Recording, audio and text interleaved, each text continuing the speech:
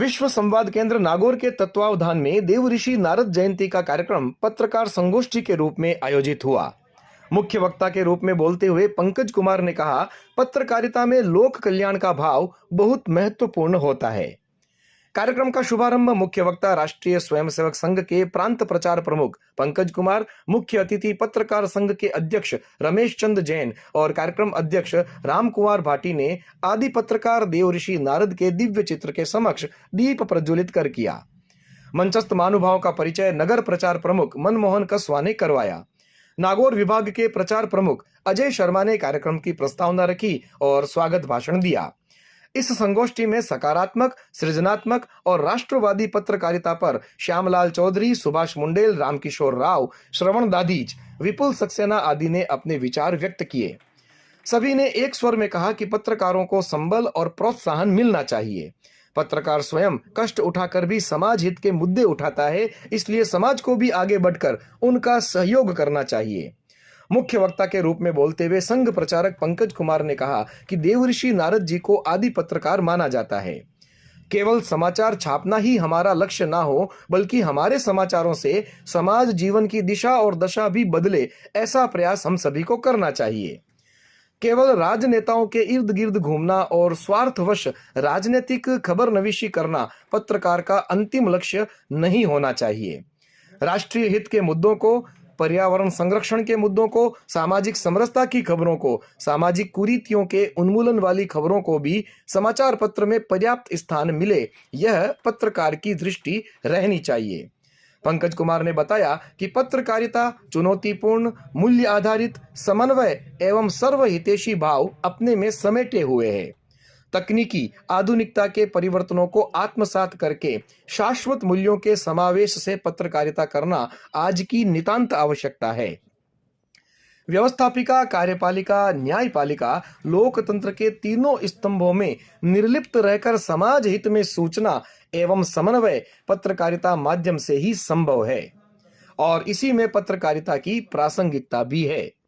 सनसनी ब्रेकिंग, सबसे पहले की आपाधापी के मध्य गहराई का होना, समझदारी का होना, यह पत्रकारिता जगत के लिए आदर्श आवश्यकता है। कार्यक्रम का संचालन संघ के प्रचार विभाग के जिला पत्रकार संपर्क प्रमुख शरद कुमार जोशी ने किया। कार्यक्रम का शुभारंभ राष्ट्रगीत वंदे मातरम और समापन राष्ट्रगान के सामूहिक गायन से किया गया। इस अवसर पर जिला संघ चालक मुकेश भाटी, नगर संघ चालक मांगीलाल बंसल, प्रशांत अबोटी, प्रवीण चौहान, मोहित रांकावत, रामनिवास वैष्णव, श्याम माथुर, मेघराज राव, कमल सोनी, प्रदीप डागा, बालकिशन भाटी, मोहित अग्रवाल, मनोज चौहान, भवानी सिंह, चैनाराम, प्रहलाद भाटी, हनुमान सिंह, रामेश्वर जांगू, कैलाश दास सहित अनेक गणमान्य नागरिक मौजूद रहे। जिला प्रचार प्रमुख शिवजीत टाक ने आभार प्रकट किया। होता है वहां पर सदैव परस्पर स्नेह और प्रेम की बयार रहती है। जहां जहां संवाद की कमी हुई है, संवाद के माध्यम से मनमुटाव हुए हैं, वहां पर हमने महाभारत होते हुए देखा है। भगवान कृष्ण ने अनेक प्रयास किए थे संवाद स्थापित करने के, लेकिन दुर्योधन ने उनकी एक नहीं सुनी और संवादहीनता की वजह से हमने महाभारत को होते हुए देखा। ऐसे अनेक प्रसंग हमारे इतिहास में जहां पर संवादहीनता की वजह से संघर्षों को जन्म लेने का मौका मिला। विश्व समाज केंद्र नागौर की ओर से आदिदेव देवऋषि नारद जी की जयंती पर ये जो आज कार्यक्रम आयोजित किया जा रहा है, तो सम्माननीय जो मंचासीन अतिथिगण और सभी पत्रकार साथी और शहर के सभी प्रबुद्धजन और इस जो संगठन से जुड़े हुए जितने भी जो पदाधिकारी, कार्यकर्ता, उन सभी का मैं तहे दिल से आभार व्यक्त करता हूं। और आज का जो ये आयोजन है वो निश्चित रूप से हम सब पत्रकारों के लिए प्रेरणादायी है, क्योंकि ऐसे आयोजनों में एक सकारात्मक पत्रकारिता जो कैसे की जाती है और विचार जो परिवर्तन हमारे राष्ट्र निर्माण के लिए आवश्यक है, तो वो पत्रकारिता किस प्रकार की हो, यहाँ सीखने का अवसर मिलता है। दूसरा, जो वर्तमान में जो पत्रकारिता में जो पत्रकारिता के मूल्य में जो गिरावट आई है, जो फेक न्यूज़ वगैरह कई चीज़ें बढ़ गई है, तो उन पर जो है हम किस प्रकार से अंकुश लगा सकें, रोक लगा सकें और एक सच्ची और निष्पक्ष पत्रकारिता जो जिसकी प्रत्येक वर्ग को जो एक अपेक्षा है उस पर हम खरा कैसे उतर सकें, इन सब बातों पर हम यहाँ मंथन करने के लिए एकत्रित हुए हैं। तो मैं पुनः जो विश्व संवाद केंद्र की ओर से आप सभी का ये कार्यक्रम आयोजन करने के लिए हार्दिक आभार व्यक्त करता हूँ। जय हिंद, जय भारत। सम्मानित मंच और मेरे पत्रकार साथियों, विश्व समाज के अंदर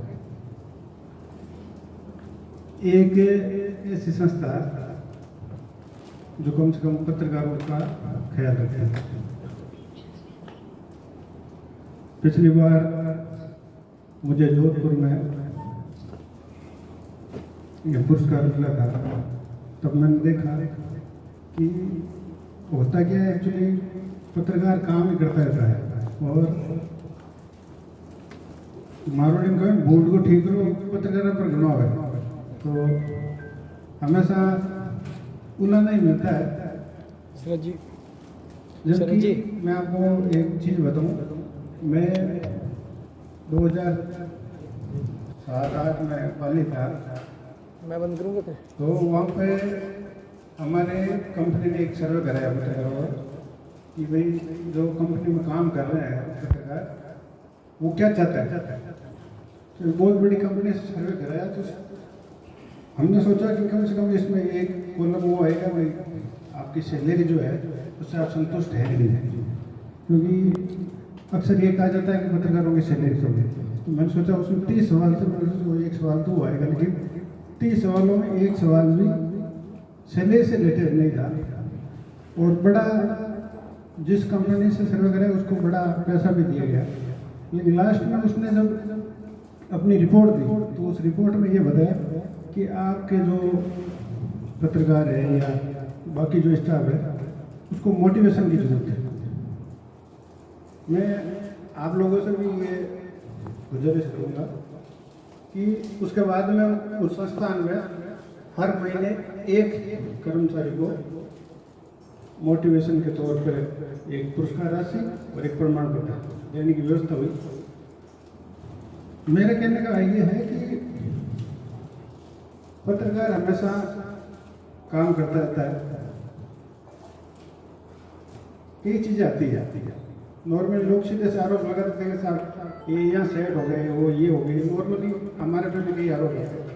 मैं एक चीज़ कहता हूँ, हमने जैसे शहर का कोई मुद्दा उठाया और उस मुद्दे को उठाने के बाद में शहर से अगर कोई उसका रिएक्शन नहीं आया तो हमारा हौसला भी नहीं बढ़ता।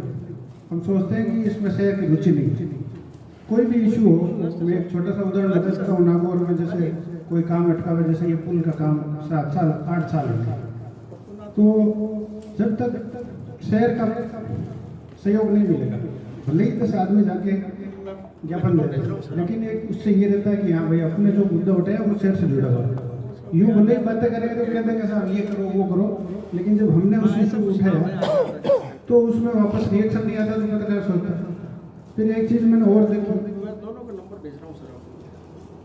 कोई भी इशू किसी भी पत्रकार ने उठाया, अगर उसने एक बार उठा के बंद कर दिया या दूसरी खबर नहीं दी, तो जिन लोगों की आदत होती है आरोप लगाने की, वो कहते हैं कि एक ही खबर छपी है मामला सेट हो गया। अगर दूसरी तीसरी खबर छपती है तो बोलते हैं अभी इसको कुछ मिला नहीं है। मतलब मारवाड़ी में कहते नहीं वो पढ़ा नहीं है, शहर बैठा नहीं है, वो सिस्टम है। तो मेरा पत्रकारों की पीड़ा रहती है कि और मैं आपसे कुछ नहीं चाहिए, लेकिन मोटिवेशन पत्रकारों का जरूर करें।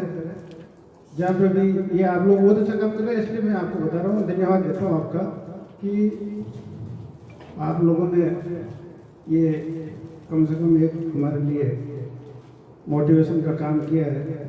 पत्रकारों के लिए आपने ये सोचा, क्योंकि हम तो इतनी भागदौड़ में रहते हैं। हमारे कई बार चर्चा होती है साहब, हम ये कहते हैं कि हम पूरे दुनिया का दुख उठा रहे हैं, पूरे दुनिया का दुख लेकर टेंशन लेते हैं, घर वाले पड़े रहते हैं, हम हमारे खुद के मुद्दे कभी नहीं उठा पाते।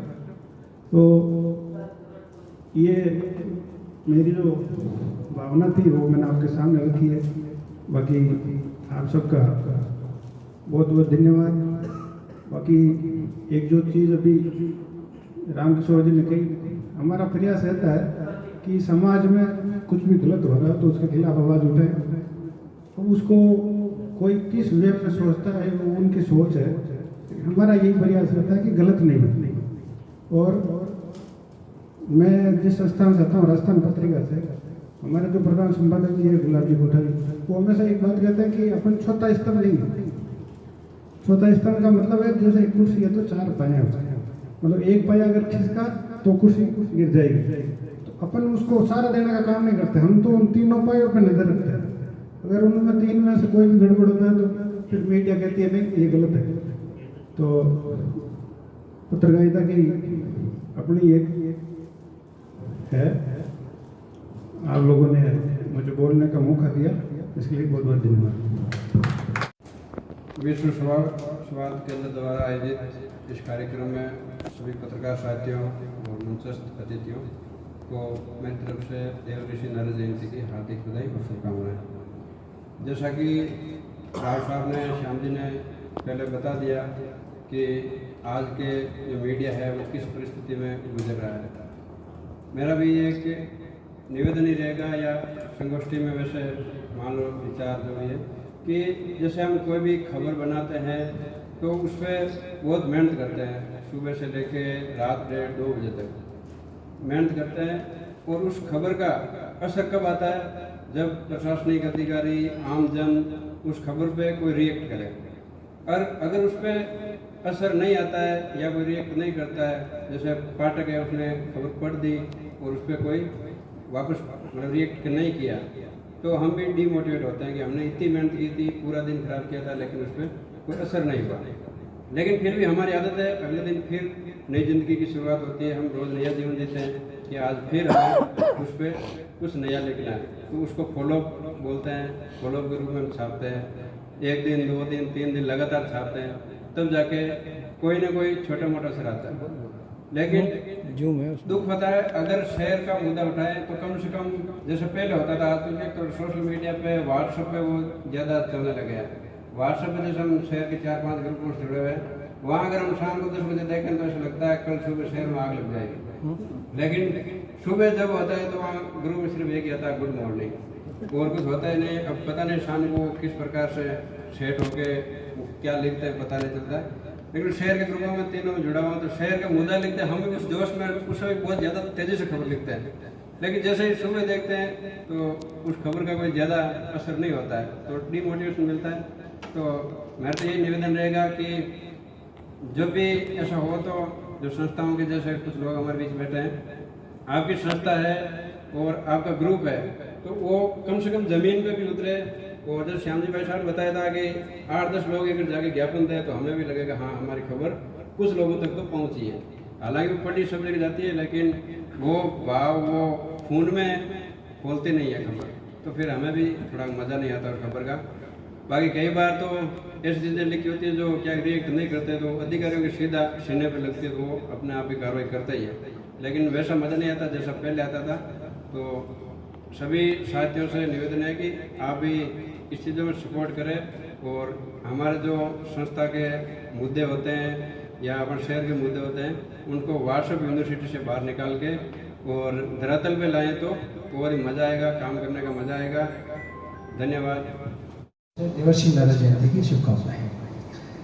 पत्रकारिता की मेन अभी आजकल जो ऑनलाइन और ये व्हाट्सएप पे और जो सोशल मीडिया का जमाना है उससे बहुत बड़ी गिरावट आई है, क्योंकि इस समय दिन भर हर कोई मोबाइल लेकर घूमता है और अपने आप को पत्रकार समझता है, जबकि वो न्यूज़ ओरिजिनल नहीं होती है।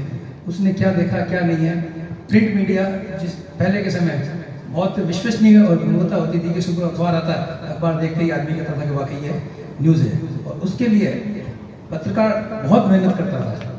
परंतु आज ऐसा नहीं है, वीडियो डाली, एक ऊपर क्लिप लगाई और व्हाट्सएप पे डाल दी, जो कि तथ्यात्मक नहीं होती है, ना कोई उसका मूल्य होता है, क्या देखा था, क्यों हुआ, क्या नहीं हुआ, उससे कोई लेना देना नहीं है। उसको तो खाली वीडियो बनानी है और डाल दिया। तो इससे पत्रकारिता बहुत ही डाउन हुई है, और इसके लिए बहुत ज़रूरी है गवर्नमेंट को भी करना चाहिए कि जो चैनल चल रहे हैं उनको रोक लगाएं किसी तरह करके कि विश्वसनीयता और फेक न्यूज़ सामने नहीं है। इससे क्या प्रिंट मीडिया बहुत डाउन हो रहा है, जो कि नहीं होना चाहिए। सभी का धन्यवाद। मैं सरोज कुमार दादिच, राजस्थान पंचायती राज पत्रिका पाक्षिक समाचार पत्र से हूँ। सर्वप्रथम तो मैं विश्व स्वास्थ्य संवाद केंद्र का आभार व्यक्त करता हूँ कि उन्होंने आज देवऋषि नारद की जयंती के उपलक्ष्य में यहाँ हम सबको आमंत्रित किया। इसके लिए मैं सभी पदाधिकारियों का और संस्था का तहे दिल से धन्यवाद प्रस्तुत करता हूँ। बात हो रही है एक सकारात्मक पत्रकारिता की और नकारात्मकता की। सोचने का विषय यह है, पहले जब आज से पूर्व के कालखंड में जब पत्रकारिता की जाती थी तो बहुत से लोगों के द्वारा जो कार्य किया जाता था, जो कार्य प्रणाली थी, वो आज के समय में रही नहीं है। अर्थ का युग है। सबसे बड़ी बात यह है कि आज पत्रकारिता के पत्रकार जो है, जो व्यक्ति पत्रकारिता करता है, उसके ऊपर चाहे आप न्यायालय की तरफ से देख लीजिए, चाहे आप कोर्ट की तरफ से, चाहे आप सरकार की तरफ से, और चाहे जो सोसाइटियाँ जो समाज में काम करती है, उन सभी की ओर से विशेष रूप से बंदिशें जरूर उसके ऊपर ला दी जा रही है। लेकिन होता क्या है कि जैसे जैसे बंदिशें बढ़ती जा रही है, अभी आप हाल ही में देख लीजिए किसी भी रूप में कि कोई अपराधी है, आप उसका फोटो नहीं छाप सकते। तो क्या कारण क्या है कि साहब, जब तक वो न्यायालय उसको अपराधी घोषित ना कर दे तब तक आप उसका मान सम्मान खत्म नहीं कर सकते। तो पकड़ा गया है, उसमें कुछ विषय रहा है, पुलिस ने उसको पकड़ा है, तो कारण तो रहा है ना, तभी उसको पुलिस ने पकड़कर न्यायालय में पेश किया।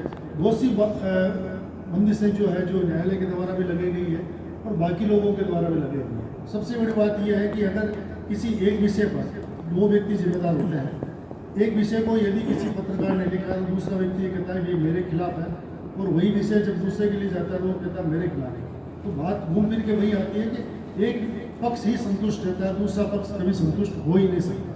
ये बातें देखने और विचार करने की है। न्यूट्रल अगर लिख दो तो जनता ये कहती है कि दोनों से ही मामला सेटअप है, इनको भी राजी कर दिया, उनको भी राजी कर दिया, बाकी सब ठीक है। तो ये सारी चीज़ें हैं आज के पत्रकारिता जगत में। जो भी व्यक्ति अपना जो भरण पोषण या अपने परिवार का जो आजीविका इस माध्यम से चला रहा है, उसको ये एहसास है, उस एहसास को आप लोगों को भी समझना चाहिए, समाज को भी समझना चाहिए, और जिन संस्थानों के लिए जो व्यक्ति कार्य करता है उनको भी ये समझना चाहिए कि वो व्यक्ति कितना संघर्ष करके अपना आजीविका इस मामले को लेकर चला रहा है।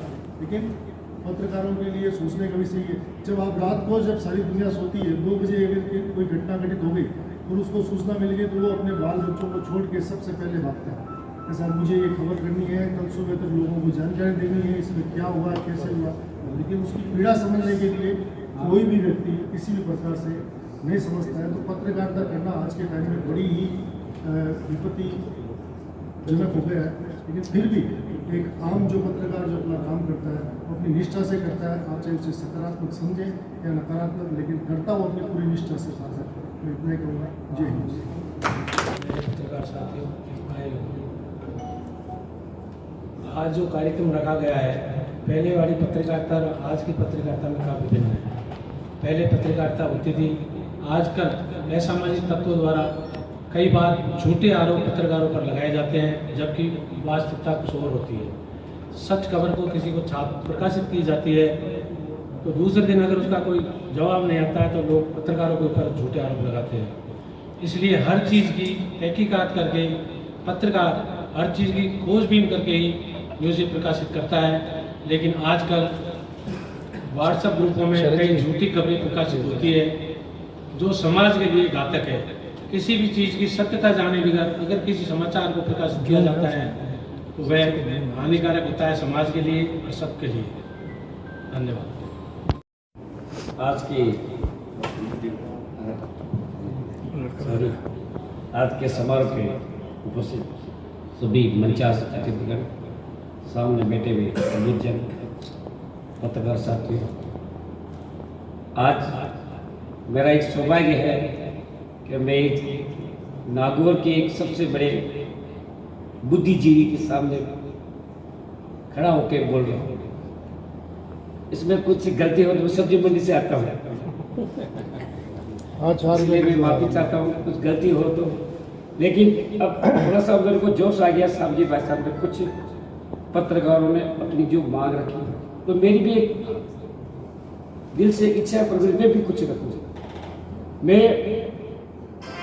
2016 से सब्जी मंडी से हूँ, लेकिन आप जो अपने हृदय की बात बता रहे हो ना कि हमें कुछ करने के लिए हमें किनारा नहीं मिलता है, लेकिन मैं तो आपको ये कहता हूँ, आप लहरों से मत डरो, किनारा आपको अपना आप मिलेगा। आप अपनी कलम से सच्चाई पे काम करो। मैं सब्जी मंडी में सिर्फ 2 साल के लिए आना था, लेकिन मैं हर 1 महीने में कह रहा हूँ कि यार अब अध्यक्ष चुन लो, अध्यक्ष कोई भी चुनना है, लेकिन मैं मेरा काम कार्य निष्ठा भाव से करता हूँ।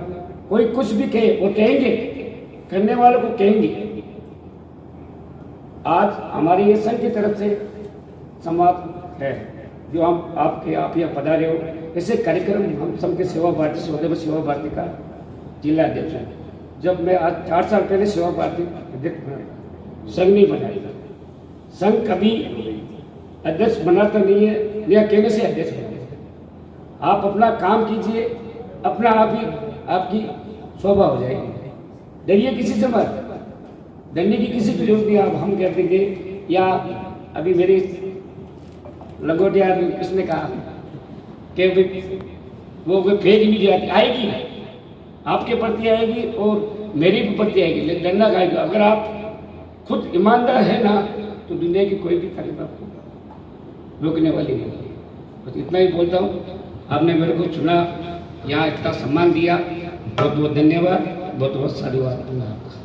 अवसर पर मंच पर इस कार्यक्रम के माननीय अध्यक्ष जी, मुख्य अतिथि जी एवं संघ चालक द्वय, सज्जन वृंद, उपस्थित जो पत्रकार हैं एवं संघ के कुछ कार्यकर्ता, जिनका एक दैनंदिन आप सब लोगों से संवाद संपर्क रहता है नागौर के होने के नाते से, और मिलना जुलना यथागथा कार्यक्रमों के माध्यम से इत्यादि ना होता रहता है। विश्व संवाद केंद्र प्रयास करता है, पिछले दशकों से चल रहा है प्रयास है कि कुछ वर्षों से नीचे जिला केंद्रों तक भी जहां पर पत्रकारिता जगत का विस्तार हुआ है, उस विस्तार के क्रम में जाकर के नारद जयंती वाले विषयों के ऊपर संवाद स्थापित किया जाए, चर्चा की जाए। क्या पत्रकारिता केवल एक पेशा है? और यदि है तो सबके अपने कुछ मूल्य हैं। उस मूल्य आधारित इस पेशे के जो गहराइयां हैं उसके ऊपर चिंतन, मनन और मंथन, ये तीनों होना चाहिए। जोधपुर में प्रांत स्तर का कार्यक्रम किया करते हैं, नारद विभूषण, नारद भूषण और नारद श्री, ऐसे मिलाकर के कुछ चयनित पत्रकार जिन्होंने प्रांत भर के अंदर पत्रकारिता इस जगत में चलते क्रम में से भी कुछ रचनात्मकता, कुछ सकारात्मकता, इसका प्रयास किया है। उन्होंने अपने इस पेशे को बड़ा और हृदय से लग करके और कुछ नवीन आयाम उन्होंने स्थापित किए हैं। ऐसे कुछ बंधुओं की सकारात्मकता को सबके बीच लाने के लिए, ये केवल आत्म अनुशंसा नहीं है, ये केवल प्रशंसा नहीं है, तो ये उस सकारात्मकता को स्थापित करने का एक प्रयास है। इसके नाते से नीचे तक के कार्यक्रम होते हैं। जिला केंद्रों पर गए तो और नीचे जाकर के इस पर संवाद कैसे हो, इसलिए ये संगोष्ठी। कौन है नारद जी? मानने को बताते हैं कि भाई ज्येष्ठ कृष्ण प्रतिपदा, ये नारद जी का जन्म है और नारद जी को आदि पत्रकार माना है। कहते हैं कि भाई तीनों लोकों में घूमते हैं। जैसे एक पत्रकार के लिए होता है ना, बाउंडेशंस नहीं है, यहाँ जाएंगे यहाँ नहीं जाएंगे, वो सभी जगह जाएंगे, वो सब जगह जाने के लिए अधिकृत है। तो इस प्रकार नारद जी सर्वत्र जाते हैं, बिना किसी से घृणा, बिना किसी से राग, बिना किसी से द्वेष। वो पूर्वाग्रह नहीं रखते। वो जो देखते हैं, देखने को प्रस्तुति यानी प्रोसेसिंग के बाद में उसकी प्रस्तुति करते हैं कि उसको देखने की दृष्टि क्या होनी चाहिए, और उस दृष्टि के बीच में लास्ट टारगेट क्या है। इनका महिमा मंडन है और इनका खंडन है, ये टारगेट नहीं है उनका। उनका टारगेट है लोक कल्याण। और इसलिए पत्रकारिता का अंतिम लक्ष्य यदि पूछा जाए तो वो है लोक कल्याण। मुझसे पूर्व वक्ता श्याम जी ने एक बहुत अच्छी बात बताई। मैंने खुद वो जो राजस्थान पत्रिका जो तंत्र है, उनके जो प्रबंध संपादक हैं, मुख्य संपादक, उनका जोधपुर में कार्यक्रम था। बार बार सुनते थे कि मैंने कभी प्रश्न का अवसर आएगा तो पूछेंगे। ये लोकतंत्र का चौथा स्तंभ किन्होंने घोषित किया, कहां वर्णित है? तो पूछने की जरूरत नहीं हुई, उन्होंने अपने उद्बोधन में कह दिया कि भाई कि नहीं, लोकतंत्र के 3 स्तंभ है, संविधान में उल्लेखित है, न्यायपालिका, कार्यपालिका, व्यवस्थापिका। इन तीनों के बीच में यदि सेतु का काम जो करता है वो पत्रकारिता जगत है। यदि एक तिपाई कुर्सी है, उसकी 3 पहिए हैं, नीचे यदि उसमें बराबर समन्वय आपस में नहीं है तो अलाइनमेंट बिगड़ जाता है उसका। उस अलाइनमेंट को बनाने का काम बोले कि ये मीडिया का काम है, और उन्होंने तो मीडिया और पत्रकारिता इस दोनों को भी अलग अलग किया है। मैं थोड़ा आज के परिदृश्य पर जाने का प्रयास करता हूं। पत्रकारिता जगत को आज हम जब देखते हैं, ये कौन से आ गए स्थानीय, पता नहीं क्या प्लेटफॉर्म खोल करके बैठ गए। सोशल मीडिया आने के बाद में नहीं है तो सोशल मीडिया वाले लोग हैं और ये पत्रकार है, ये भी एक आपस के अंदर पार्टीशन है, स्वाभाविक भी है। इस पूरे जगत के अंदर कहां से चले थे, कहां तक पहुंचे। मैं नारद जी की बात से शुरू कर रहा था। तीनों लोकों में निर्बाध घूमते, वीणा बजाते, नारायण नारायण करते, एक जगत की बात को दूसरी जगत तक उचित स्वरूप में लोक कल्याण के लिए पहुंचाते।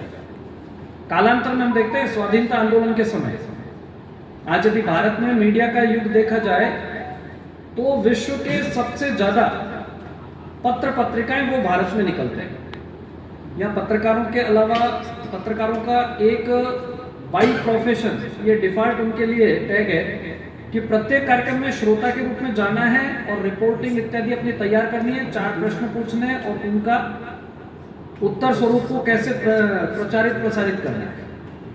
ये इस प्रकार की गोष्ठी है कि हम आपस में अपने इन विषयों के ऊपर संवाद करें। संघ के कार्यकर्ता, कुछ सेवा भारती के लोग, कुछ अन्य दायित्वों को निभाने वाले, कोई सामाजिक समरसता के क्षेत्र में काम करने वाले, ऐसे संघ के कार्यकर्ताओं को समय समय पर लेना देना आता है। उनको भी लगता है कि हाँ, पत्रकार का मतलब क्या है, हमने जो कार्यक्रम किया है उसकी जानकारी उनको दे देनी है, छप गया, वाह ऐसा बहुत बढ़िया रिपोर्टिंग होगी। नहीं, छपना ये टारगेट नहीं है। और संवाद केंद्र भी इस बात को करता है, तो पत्रकारिता के क्षेत्र में सकारात्मकता क्या है ये दृष्टि रख करके करता है। हम आपस में एक सेतु बना करके केवल अपनी एक मार्केटिंग के लिए कि हमारी न्यूज बहुत अच्छी आ जाए, उसकी संघ को आवश्यकता नहीं है, क्योंकि संघ प्रचार से कभी नहीं चलती। कालांतर की आवश्यकता थी उतनी जितनी समाज में भेजनी थी जानकारी, वो भेजते हैं, प्रचार से संघ कभी नहीं बढ़ा। और इसलिए न्यूज छपना ये टारगेट नहीं है। इसलिए स्वयं को भी और हम में से जो पत्रकार जगत में काम करते हैं उनके भी ये संज्ञान में आने की बात है कि फाइनली अंतिम रूप से हमको इसके मूल्य स्थापित करने, लोक कल्याण संघ का भी लक्ष्य है, समाज कल्याण, समाज एकता, इसी तरह से पत्रकारिता जगत का भी मूल यही है। इस दृष्टि से देखा जाए तो स्वाधीनता आंदोलन के समय जो आज भारत में सबसे ज्यादा पत्र पत्रिकाएं आज छप रहे हैं, जब दौर आरंभ हुआ तो ऐसा कहते हैं कि जब छापे खाने का तो टेक्नोलॉजी थी, वो साइक्लोस्टाइल होता था, उससे पन्ने छपते थे, पन्ने बांटे जाते थे। आज की पीढ़ी ने देखा नहीं है, कहीं किसी म्यूजियम में मिल जाए तो मिल जाए साइक्लोस्टाइल जिसको कहते हैं। उस समय के लोग जब पत्र पत्रिका निकलती गिनती की होती थी तो उसमें लेखन करते थे बड़े बड़े नेता। इवन राष्ट्रीय स्वयंसेवक संघ के संस्थापक डॉक्टर एडगेवार भी संघ स्थापना के समय वो विख्यात थे या नहीं थे, लेकिन वो पत्र पत्रिकाओं में लिखते थे। केसरी नाम की पत्रिका, वो भी उस समय एक स्वाधीनता आंदोलन के रूप में निकलती थी। मूक नायक डॉक्टर अंबेडकर है, वो निकालते थे। यानी इसका समाज जागरण में कितना महत्व रहा है, ये केवल आज का जी मैं एक किसी मीडिया हाउस का प्रतिनिधि हूं इतना मात्र नहीं, अपने सामर्थ्य को जानने समझने का यह अवसर है।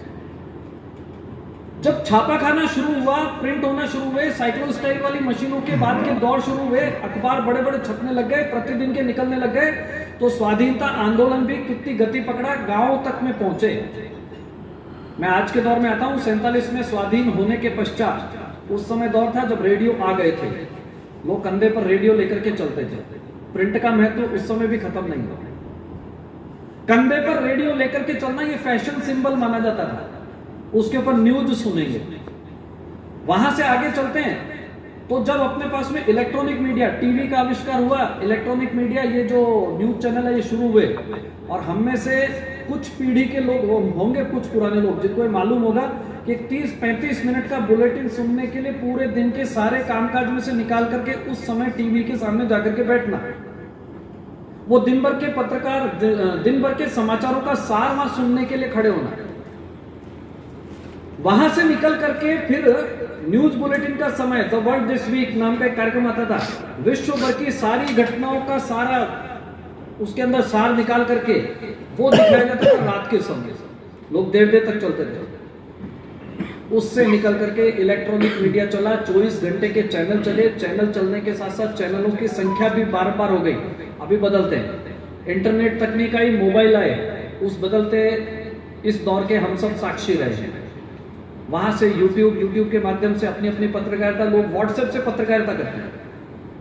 मीडिया नैरेटिव के माध्यम से ही एक चीज और चली, व्हाट्सएप यूनिवर्सिटी। अभी 4 यूनिवर्सिटी चलती है, उस यूनिवर्सिटी के अंदर आपको कोई फीस नहीं देनी होती है, केवल डाटा लेना होता है। उस फीस के अंदर आपको कोई एडमिशन प्रोसेस नहीं करना होता, और उसमें से आपको कोई डिग्री मिल जाएगी, इसकी भी कोई कल्पना नहीं है, लेकिन वो फ्री ऑफ कॉस्ट है आपकी नॉलेज बढ़ाने के लिए। अब आप उसमें से, आप और हम जैसे जगत के अंदर अच्छा बुरा सब है, आप हम सब क्या लेते हैं? लोग इसकी भी अवधारणा रखते हैं कि हाँ, नॉलेज गेन करने के लिए सबसे बढ़िया एआई आने के बाद में आपकी फेक न्यूज से लेकर के, और वो जो फेक न्यूज की फैक्ट चेक, इसमें भी अब अपनी क्षमताएं विस्तार करने की जरूरत है।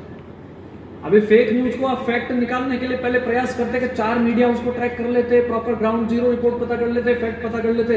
अब एआई से आपका वीडियो कैसा आएगा, किसने क्या कहा है, उसको वॉइस ओवर भी कैसे दिया जाएगा, कुछ पता नहीं लगता। वहां से चलते हुए तकनीकी रूप से यहां तक का मीडिया ये पहुंचा है। एक स्थानीय स्तर पर देखें तो जिन चुनौतियों का सामना आप कर रहे हैं, का समाज कितना साथ आएगा? लोग आरोप प्रत्यारोप भी लगाएंगे। क्वालिफाइड पत्रकारिता भी आ गई आजकल, और आजकल ही नहीं, पहले समय से हुआ है। एक आया था कि हमारे सामने आर्थिक चुनौतियां भी, निश्चित है आर्थिक चुनौतियां हैं। उस आर्थिक चुनौतियों में कुछ बहुत बड़े स्तर के हैं और कुछ दिन दैनंदिन संघर्ष पर भी है। स्थानीय पोर्टल है, उन्होंने स्थानीय खबरें जुटाना शुरू कर दिया। नागरिक पत्रकारिता एक नया टॉपिक शुरू हुआ, जिसके पास में मोबाइल है, जिसको खबरें बनाने आना शुरू हुआ, वो एकदम नीम हकीम से लेकर के धीमे धीमे एक्सपर्ट बनकर के भी तैयार हो गया। बड़े बड़े मीडिया हाउसेज नागरिक पत्रकारिता को महत्व देने लगे। यहां तक कि CNN तक भी, यदि आप उनको कोई वीडियो भेजते हैं तो वो अपना साथ में लगा देंगे कि हम इसको वेरीफाई नहीं करते हैं, लेकिन ऐसी चीज आई है हमारे पास में। बड़े बड़े मीडिया हाउस उसको एक्सेप्ट करने लगे। वो स्थानीय नागरिक फोटो खींच के वीडियो बना के भेज देता है। ये पत्रकारिता जगत का एक विस्तार हुआ है। न्यूज पोर्टल से लेकर के न्यूज एजेंसियों का कालखंड हो गया खत्म। न्यूज पोर्टल चल पड़े, नहीं तो कभी एजेंसियों से। मुझे लगता है नवीन जो पत्रकारिता में उतरेंगे उनको ये कॉन्सेप्ट भी नहीं पता होगा कि न्यूज एजेंसी नाम की कोई चीज चला करती थी, जो न्यूज एजेंसी न्यूज का कलेक्शन करती थी और उसको न्यूज को लोकल जो पत्रकार होते थे वो एक निश्चित शुल्क देकर के खरीदते थे, क्योंकि उनके पास भी सब जगह का नेटवर्क नहीं होता था। ये यूनिवार्ता से लेकर के, UNI से लेकर के, PTI से लेकर के, हिंदुस्तान समाचार से लेकर के न्यूज एजेंसी के कालखंड थे स्वाधीनता के समय से।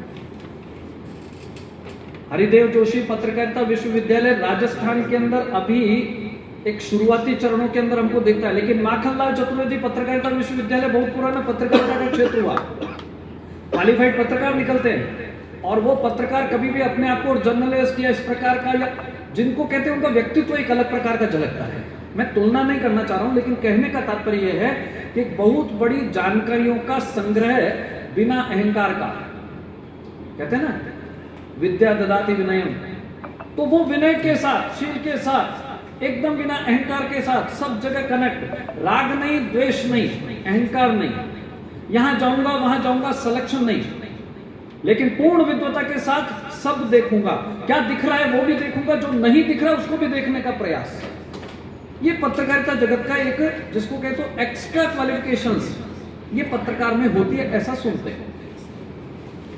Indian institute of mass communication पत्रकार तैयार करने की, एक देशी विदेशी पत्रकार तैयार करने की कार्यशाला है। आज एक आम यूजर जो है, जो समाचार देख सुन पढ़ रहा है साहब, वो भी जानता है कि अल जजीरा क्या करता है, BBC क्या करेगा। आज उसको पता है कि सुधीर कुमार खड़े होकर के DNA में क्या कहेंगे या रवीश कुमार को क्या कहना है। इस प्रकार से खबरों की प्रस्तुति के अंदर कहीं पर और खेमाबंदी भी हुई। इस सब में से लोक कल्याण कहीं आंखों से ओझल न हो जाए। निश्चित रूप से सत्य और असत्य, इसको मिक्सअप नहीं किया जा सकता, उसमें लाइन है बीच में। इसलिए सत्य और असत्य की इस लाइन के बीच में आप किसी पाले में बैठे, ये नहीं। धर्माचरण और लोक कल्याण, सबके साथ समन्वय के अंदर लोक कल्याण को ओझल होने देना, यह पत्रकारिता का मूल्य नहीं है। तो लोक कल्याण तो महत्व का विषय है। आज सामान्यतया अखबार या अखबार की हेडिंग या ब्रेकिंग न्यूज, उसका आधार क्या होता है? राजनीति। कौन नेताजी आए, कौन नेताजी गए, किन्होंने किनको क्या दिया, उस गांव में वो गए, उनके साथ ये प्रॉब्लम हुई, वहां जिंदाबाद मुर्दाबाद हुआ, वहां उन्होंने फंड दिया, यहां उन्होंने फंड नहीं दिया, इनको ये स्कीम मिली, उनको वो स्कीम मिली, इस स्कीम में ये, उस स्कीम में। इस बीच कई समाज भी सकारात्मक प्रयोग, समाज सत्ता भी बहुत कुछ कर रही है, वहां भी कभी हमारा ध्यान जाएगा क्या? ऐसा पूरे फील्ड को सोचना है। और इसलिए मन प्रसन्न होता है कि जब कभी एक स्थानीय अखबार उठा करके ये कहता है कि उस गांव के अंदर मिलकर के उस गांव के लोगों ने वो गुदड़ी का लाल उसको निकल करके सहयोग करके यहां से यहां तक पहुंचा दिया, तो लगता है कि नहीं, समाज की सकारात्मकता को किसी ने उठा करके और सबके बीच में लाया है किसी स्थान पर। और आज भी जब हम लोकतंत्र के अंदर और बड़ी अपनी 2047 की बातें कर रहे हैं, वहां पर शिक्षा, चिकित्सा, स्वास्थ्य से संबंधित किसी व्यक्ति को ये नहीं मिले और वो वहां की वहीं उसकी बात दब गई, ऐसे समय पर उस मूक को आवाज कौन देगा? यद्यपि उससे कोई लाभ, उससे कोई वाहवाही, उससे कुछ होना है शायद नहीं, लेकिन ये लोक कल्याण का एक केंद्र है। अंत्योदय की जो बातें पॉलिटिकल पार्टी करती है, उसके क्रियान्वयन के अंदर प्रत्यक्ष वर्किंग करने का काम ये इस पेशे के पास में है। ऐसे सकारात्मकता के अनेक पहलू हैं। सामाजिक समरसता इस देश की अत्यंत आवश्यकता है। जनगणना का काम इस समय चल रहा है। यह जनगणना केवल मात्र किसी सरकार या राज्य सत्ता के डाटा जुटाने का यत्न प्रयत्न नहीं है। यह पूरे देश की विकास संरचना के साथ साथ शिक्षा से लेकर के, चिकित्सा से लेकर के, सुरक्षा से लेकर के, इन सब की भावी योजनाओं का आधार है। क्या इसको ठीक करने के लिए या ये ठीक तरीके से हो, इस पर ध्यान जा सकता है क्या? SIR का एक विषय चला था,